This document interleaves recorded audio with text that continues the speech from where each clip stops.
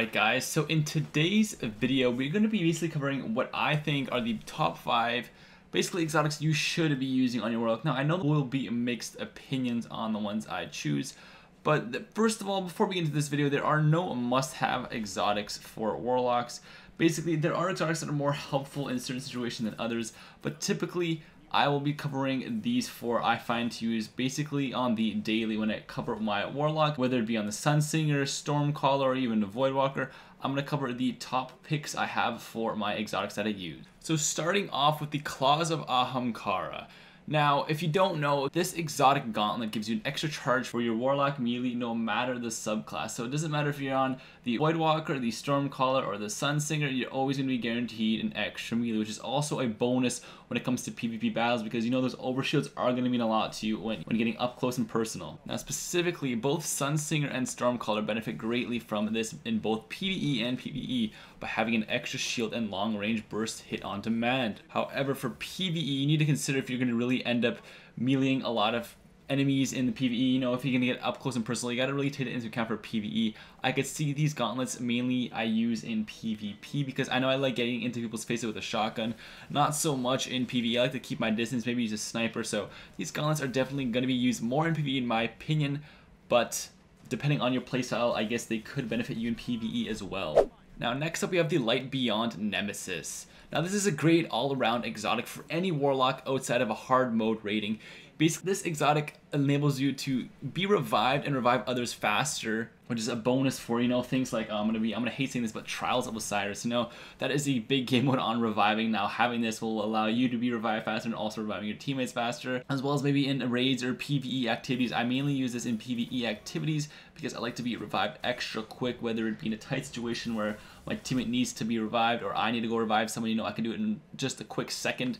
Now I don't see as much useful in PvP because there aren't too many situations when you're playing a game mode with revives other than Trials of Osiris. Now alongside on the reviving part, you also generate an extra orb with each super for your buddies, which nobody will complain about. If you want one exotic that's good to use, I definitely recommend this one. It's all around a great exotic because you get a shield for reviving others and you can easily chain revives. You know, just as I was saying before, in Trials of Osiris, that's really a pain in the ass to deal with, but you can easily chain revives and you'll be granting overshields back to back, and also you will be generating more orbs for your teammates. Now the next one I don't have really too much to talk about. It's basically the Heart of Pragic Fire. Now this is basically only used on the Sunsinger. Now basically if you're a player who actively uses Radiance instead of basically using it to self-res, Heart of Pragic Fire gives you a more ability cooldown and more agility for the duration of the super. So it basically allows you to move quicker, throw grenades quicker, you have your melee back really quickly. It's great to use if you like to go up in the face of other enemies. I don't really have much to explain. It's pretty obvious why it's good. All your cooldowns are basically shortened to so quick, so you get your grenades, like I was saying, quicker.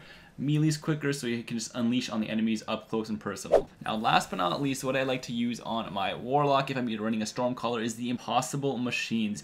Basically this grants you a landfall perk for free, making your super always trigger an initial burst below your Warlock when it is used, so you don't have to use that landfall perk in the tree. You're already gonna get it, so you can use something else to make your super even more deadlier. Like I was saying before, it grants you to get the extra chaining capability or teleport ability of other perks without losing out on the raw damage of the landfall. However, like Claws of Cara, the demand for the melee distance can be an issue when you really want to pop your super summer that isn't in the front of enemies. Now definitely this and the Heart of Pragic Fire are really good to use when rushing in front of people, whether it be in PvE or PvP. You could really get into people's faces because your abilities are cooled down and you get little bonuses while using these exotic gauntlets. Now all in all, these are just exotics I use like on the regularly. I know in the end I want you guys to find an exotic that you guys like and basically roll with it. Now there's a lot of exotics out there. These are 4 that just fit me.